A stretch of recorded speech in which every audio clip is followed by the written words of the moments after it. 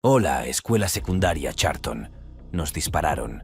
Disparos, múltiples disparos. Escuela secundaria Charlton. Cualquier preceptor era simplemente alguien en el edificio con un arma. En el paisaje oscuro y salvaje del sistema de justicia penal, hay criminales cuyos horribles actos aún resuenan en el tiempo. Tiradores escolares que asesinaron brutalmente a sus amigos, compañeros de estudios e incluso a sus profesores. ¿Qué les sucede a estos jóvenes delincuentes cuando son atrapados y enviados a prisión? Tengo que vivir con esto todos los días y me trae pesadillas. Y a veces no puedo vivir conmigo mismo.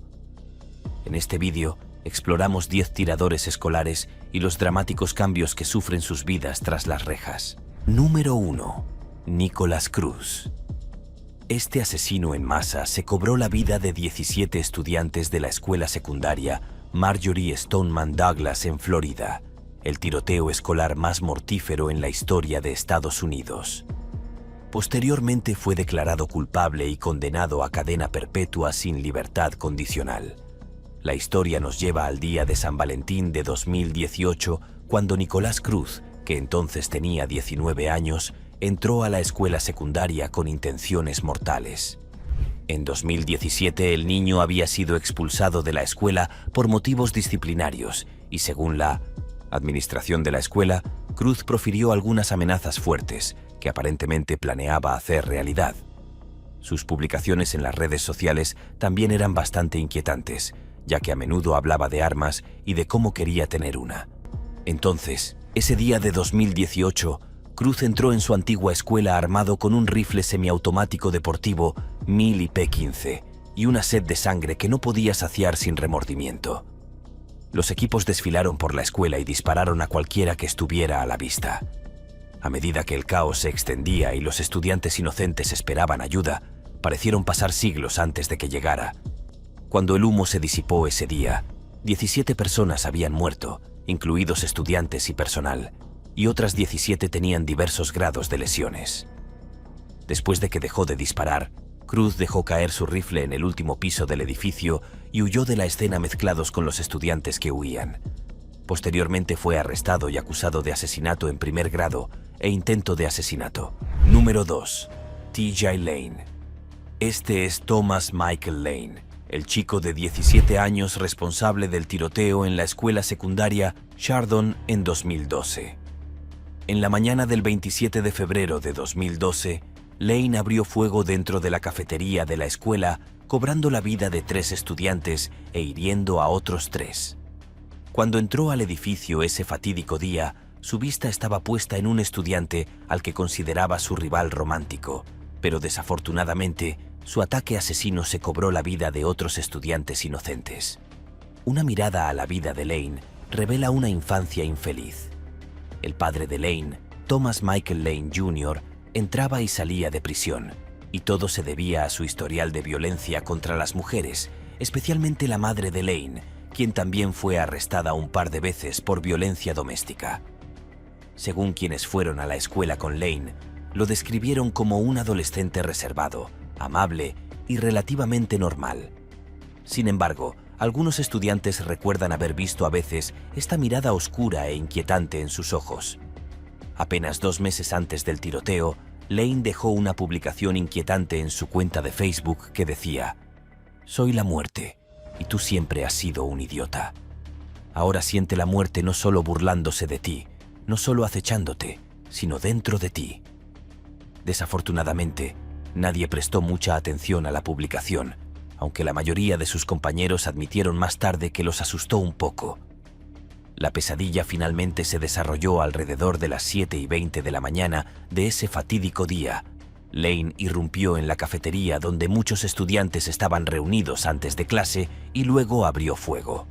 Finalmente disparó a 5 estudiantes varones y a una estudiante antes de salir corriendo de la cafetería, donde fue abordado por el maestro y entrenador Joseph Ritchie y Frank Hall. Rápidamente fue entregado a la policía y acusado ante el tribunal. Su juicio transcurrió como se esperaba y el jurado no tardó mucho en llegar a un veredicto de culpabilidad. Sin embargo, antes de que se dictara su sentencia, Lane realizó algunas travesuras salvajes en el tribunal, como usar una camisa con la palabra asesino escrita y hacer comentarios despectivos a la familia de las víctimas. Tras su condena, Lane fue enviado a la institución correccional Allen en Lima, Ohio. Pero ahí no es donde termina su historia. Si alguna vez te has preguntado qué les sucede a los tiradores escolares en prisión, este es un buen ejemplo.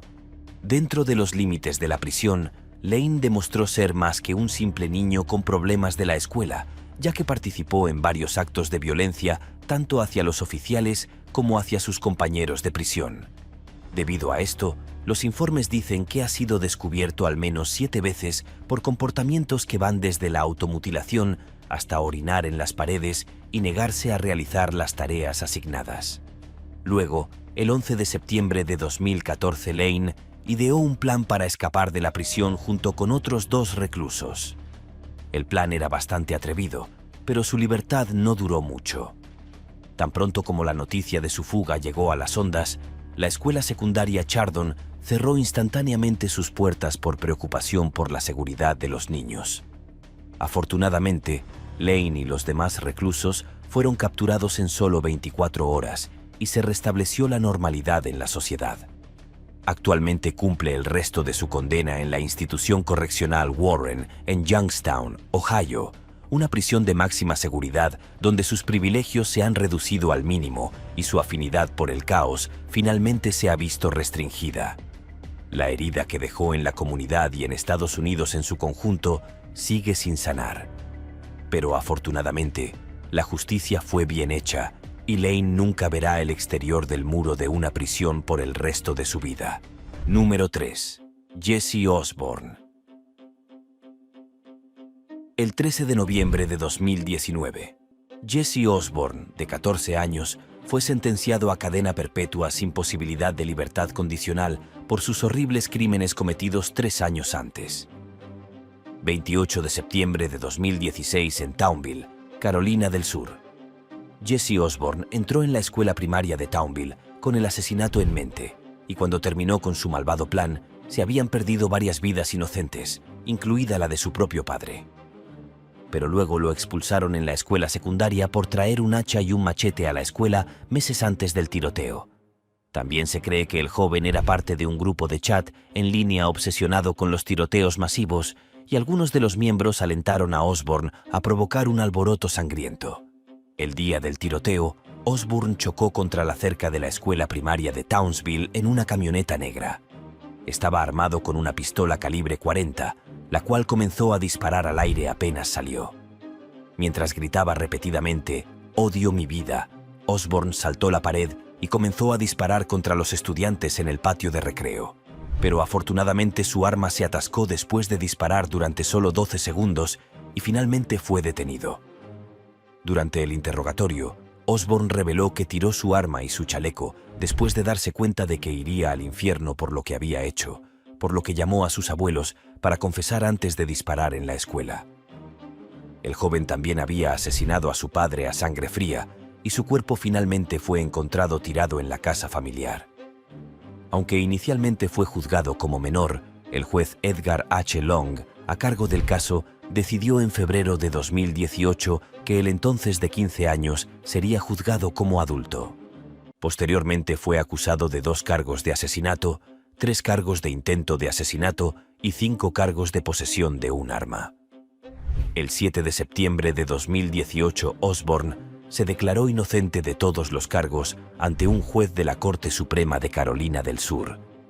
En diciembre de ese año, el joven se había declarado culpable de los 5 cargos de asesinato e intento de asesinato y recibió su sentencia el 13 de noviembre de 2019. Número 4. Eric Christopher Houston. El 19 de mayo de 1992, un joven armado de 20 años cometió uno de los tiroteos escolares más mortíferos de California, provocando la muerte de 3 estudiantes y un profesor. El perpetrador era Eric Houston, de 20 años, un exalumno del Lyndhurst High School que guardaba un amargo rencor contra la escuela porque no pudo graduarse. El día antes del ataque, Houston llamó al director amenazando con disparar la manifestación de ánimo que estaba prevista para el 1 de mayo. En respuesta a la amenaza, el director canceló la manifestación, pero el maldito asesino apareció de todos modos. Armado con una escopeta calibre 12, y un rifle calibre 22 recortado, Houston entró al local con los ojos inyectados en sangre. Su principal objetivo era Robert Brenz, su antiguo profesor de educación cívica. Aparentemente, el hombre le había reprobado cuando aún era estudiante, lo cual fue una de las razones por las que no pudo graduarse. Al entrar al edificio, fue directo hacia Brenz y le asestó un tiro mortal. Luego disparó y mató a Judy Davis, de 17 años, estudiante de la clase de Bren. Después de eso, salió del aula y disparó fatalmente a Jason Edward White. Su tercera víctima debía ser una estudiante, pero un compañero de clase la empujó y recibió el disparo de escopeta en la cabeza. Houston luego reunió a unos 80 estudiantes en un aula y los tomó como rehenes. Durante las siguientes 8 horas negoció con la policía, liberando a los estudiantes a intervalos. Finalmente se entregaría después de que la policía le entregara un documento firmado en el que se indicaba que solo cumpliría una condena de 5 años de cárcel. Ahora, a sus 51 años, se encuentra actualmente en el corredor de la muerte en San Quentin, California, a la espera de la fecha de su ejecución. Sus horrendos crímenes siguen grabados en la mente de la comunidad y del pueblo estadounidense en general. Número 5. Jason Anthony Hoffman. En 2001, este tirador escolar llamado Jason Hoffman fue encontrado inconsciente en su celda mientras esperaba que se dictara su sentencia. Hoffman tenía 18 años cuando cometió el crimen mortal que conmocionó a toda la comunidad. Todo comenzó el 22 de marzo de 2021, cuando el chico de 18 años provocó un sangriento alboroto en la escuela secundaria Granite Hills. 500 días antes del tiroteo, Hoffman recibió la decepcionante noticia de que su solicitud para ingresar a la Marina había sido rechazada y se enojó muchísimo. Culpó a su ex subdirector por su rechazo, por lo que ideó un brutal plan de venganza que finalmente se llevó a cabo. 500 días después, armado con una escopeta de calibre 12, Hoffman entró en la escuela y se dirigió directamente hacia el subdirector. Y en cuanto lo encontró, abrió fuego. Afortunadamente para el hombre, Hoffman falló, por lo que se volvió hacia otras personas a su alrededor y disparó a 3 estudiantes y 2 maestros antes de que finalmente un oficial de policía de El Cayón le disparara en la mandíbula. Afortunadamente, las 5 personas heridas en el tiroteo se recuperaron de sus heridas y parecía que su ataque asesino fue un fracaso. Hoffman también sobrevivió a sus heridas y llegó a los tribunales, donde fue sometido a un juicio muy publicitado. Pero fue durante el juicio que los agentes comenzaron a notar un patrón de enfermedad mental en el niño. Temiendo quitarse la vida, Hoffman fue trasladado a una celda acolchada y pasó varias semanas allí mientras avanzaban los juicios.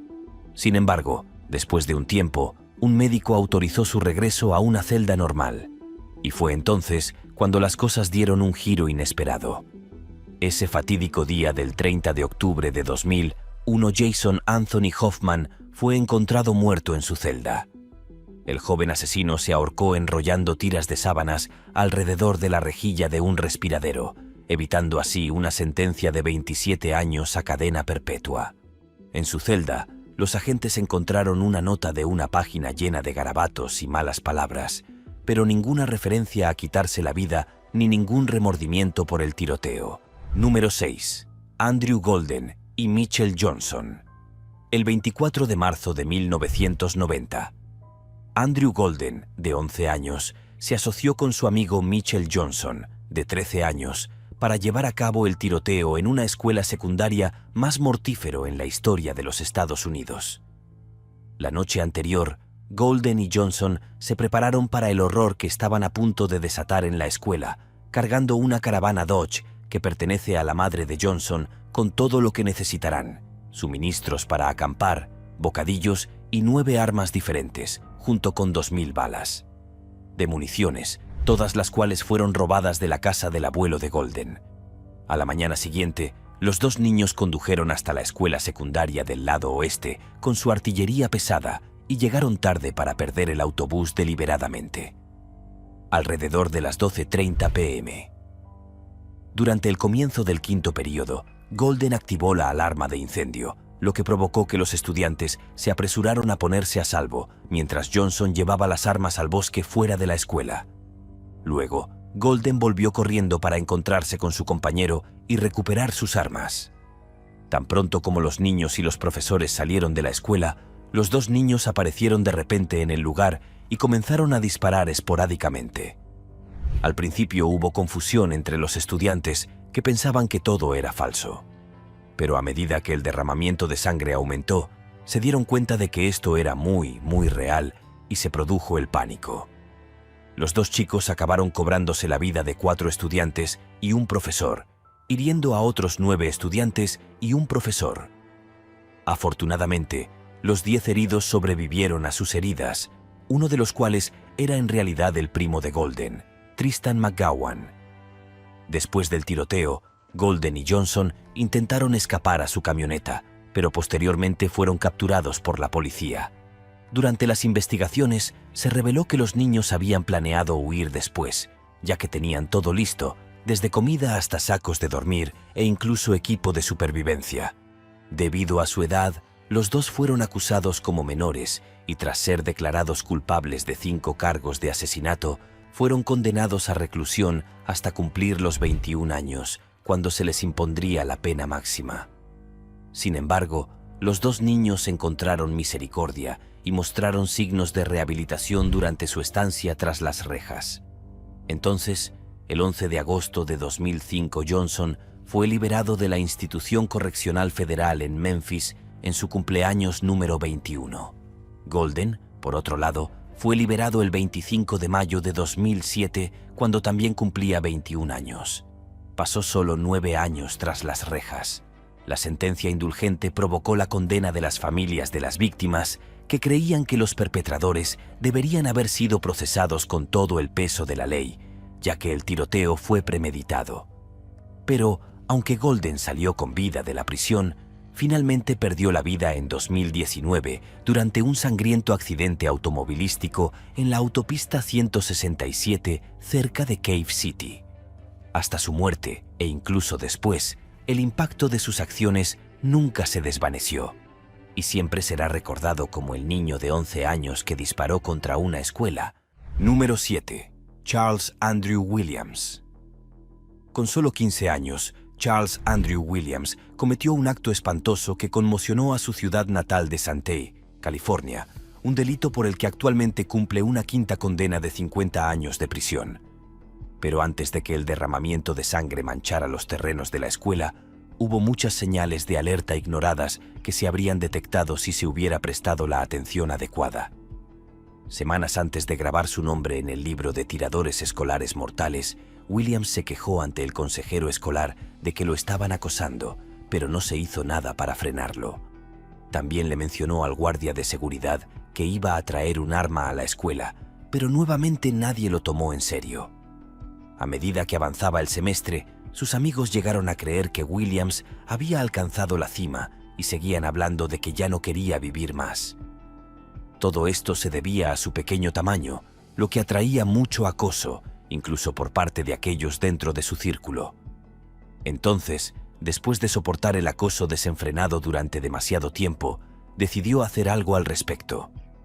El 5 de marzo de 2001, el joven de 15 años ingresó al baño de niños de la escuela secundaria Santana con un revólver calibre 22 cargado que le quitó a su padre. Su primera víctima fue un estudiante de primer año que estaba en el baño al mismo tiempo. Luego salió y comenzó a disparar esporádicamente a medida que la situación se volvía aún más caótica. Cuando terminó el asesinato, 2 personas habían muerto y 13 resultaron heridas. El tiroteo también fue muy publicitado y el entonces presidente George W. Bush pronunció un comunicado calificando el ataque como un vergonzoso acto de cobardía. Después de un juicio muy emotivo, Williams fue sentenciado a 50 años de prisión con posibilidad de libertad condicional. Su tiempo en prisión ha sido bastante corriente y sus acciones se habían desvanecido en recuerdos del pasado hasta 2023, cuando se supo que el delincuente condenado podría obtener libertad condicional en marzo de 2024, después de pasar casi 23 años en prisión. Para una persona responsable del tiroteo más mortífero en una escuela de San Diego, no fue una sorpresa que muchos no quisieran que saliera de prisión. Esto ha llevado a renovados debates sobre si los delincuentes juveniles violentos merecen una segunda oportunidad en la vida y si realmente pueden ser rehabilitados. Sin embargo, hasta el día de hoy, el joven delincuente sigue encarcelado y hay pocas esperanzas de que sea liberado pronto. Número 8. Ethan. Se desmoronó en los días previos al tiroteo en Oxford High School de 2021. Comenzaron a difundirse rumores sobre una amenaza inminente de tiroteo masivo. Aunque algunos se tomaron en serio esos rumores y se quedaron en casa ese día, otros pensaron que nunca sucedería. Pero, como todos descubrirán más tarde, no eran amenazas vacías. El joven estudiante que estaba detrás de este tiroteo mortal era Ethan Crumbley, de 15 años, que ya tenía un trastorno mental notorio antes del incidente. Según quienes lo conocieron personalmente, los padres de Crumbley eran bastante negligentes y a menudo dejaban al niño en casa mientras frecuentaban bares y discotecas. Su estado mental se deterioró aún más en octubre de 2021, cuando su único amigo se mudó y el perro de la familia murió. Esto hizo que el niño cayera en una espiral de depresión, pero nadie realmente le brindó la ayuda que necesitaba. Ya en marzo de 2021, Crumbley comenzó a enviar mensajes de texto inquietantes a su madre sobre su estado mental, hablando de demonios y fantasmas, viviendo dentro de la casa y hablando con él mentalmente. Según los informes, también se grabó a sí mismo torturando animales, preparando cócteles Molotov y además, incluso dibujó un boceto de sí mismo cometiendo un tiroteo en la escuela. Todas las señales estaban ahí, ya que el joven incluso bromeó sobre el tiroteo con un amigo. Avanzamos rápidamente hasta el día del incidente y Crumbley llegó a la escuela armado con una pistola semiautomática de 9 milímetros con cargadores de al menos 215 balas. Las imágenes de vigilancia lo mostraron entrando a un baño y saliendo aproximadamente un minuto después con una pistola semiautomática en la mano. Poco después, Crumbley comenzó a disparar en el pasillo. Durante el paso del tiempo, mientras cientos de estudiantes pasaban de una clase a otra. Tan pronto como los estudiantes comenzaron a huir, caminó desmenuzablemente por el pasillo, disparando contra las aulas y contra los estudiantes que tuvieron la mala suerte de estar todavía afuera. Pero afortunadamente no pudo acceder a ninguna de las aulas. Se hicieron alrededor de 109 llamadas individuales desde esa escuela, y apenas 2 o 3 minutos después de que llegó la policía, el oficial de recursos escolares y un segundo oficial que acudió a la escena arrestaron a Crumbley ileso. Lamentablemente, para entonces, 4 personas habían perdido la vida y 7 resultaron gravemente heridas. Posteriormente, Crumbley fue procesado ante un magistrado por cargos de homicidio e intento de homicidio. Pero todo cambió el 1 de diciembre de 2021 cuando sus cargos fueron elevados a terrorismo con causa de muerte, asesinato en primer grado, agresión con intención de asesinar y posesión de arma de fuego durante la comisión de un delito grave. También fue acusado como adulto para poder recibir el castigo completo por sus crímenes y en octubre de 2022 se declaró culpable de todos los cargos en su contra. El caso llegó a su fin el 9 de diciembre de 2023, cuando fue condenado a cadena perpetua sin posibilidad de libertad condicional. Sin embargo, lo que hace que este caso en particular sea único es que, por primera vez en la historia de Estados Unidos, los padres de un tirador también fueron condenados por el crimen de su hijo. Jennifer y James terminaron en la corte por su papel en permitir la conducta de su hijo, así como por otorgarle acceso sin restricciones a las armas de fuego. Después de ser declarados culpables por el tribunal por homicidio involuntario, James y Jennifer serán sentenciados el 9 de marzo de 2024 y es probable que enfrenten hasta 15 años de prisión. Número 9. Jacqueline McLaughlin. Alrededor de las 11:35 am del 24 de septiembre de 2003, el estudiante de primer año Jason McLaughlin salió del vestuario de niños en la escuela secundaria Rocori en Cold Spring, Minnesota, armado con una pistola calibre Colt 22. Momentos antes de que los estudiantes fueran despedidos a su siguiente clase al sonar la campana del mediodía, McLaughlin abrió fuego, disparó a 2 estudiantes a quemarropa y acabó con sus vidas en un instante. Aparentemente, los 2 que perdieron la vida habían intimidado a McLaughlin sin cesar por su apariencia, y aunque él los denunció muchas veces, su apelación cayó en oídos sordos. Entonces, decidió tomar el asunto en sus propias manos y cumplir la pena capital. Después de disparar a Aaron Rollins y Seth Bartel en el cuello y el pecho, respectivamente, un entrenador llamado Mark Johnson se acercó a McLaughlin, quien levantó las manos y le gritó al joven que se detuviera. Por suerte escuchó, descargó su arma y la dejó caer al suelo. Lo llevaron a la fuerza a una oficina cercana antes de que los agentes vinieran a llevárselo. Aunque solo 2 personas murieron durante el tiroteo, muchos otros estudiantes sufrieron el trauma de presenciar un suceso tan aterrador. En cuanto a McLaughlin, fue acusado de 2 cargos de asesinato en primer grado, juzgado como adulto y sentenciado a cadena perpetua sin libertad condicional. Todos los intentos de alegar problemas de salud mental durante el juicio fracasaron y se vio obligado a pagar por sus crímenes. Según el Departamento Correccional de Minnesota, McLaughlin se encuentra actualmente refugiado en el Centro Correccional Oak Park Heights de Minnesota. No se sabe mucho sobre su vida tras las rejas, pero si nos guiamos por las otras historias, probablemente esté bajo custodia protectora, donde permanecerá hasta que finalmente sea transferido a la población general, donde pasará el resto de su vida. Número 10. John Romano. En una fría mañana de lunes de febrero de 2024, John Romano se escondió en un cubículo del baño en el 3er piso de la escuela secundaria de Columbia en East Greenbush. Mientras estaba allí, envió un mensaje de texto a sus amigos informándoles que estaba en la escuela con una escopeta y les advirtió que salieran. El plan inicial era quitarle la vida a al menos 50 personas ese día, pero cuando terminó la carnicería, un maestro resultó herido y los estudiantes tuvieron que lidiar con el trauma de un incidente tan impactante. Pronto fue arrestado, acusado y condenado a entre 17 y 20 años. Pero en un giro inesperado del destino, fue liberado en 2020 después de cumplir solo 15 años de su condena.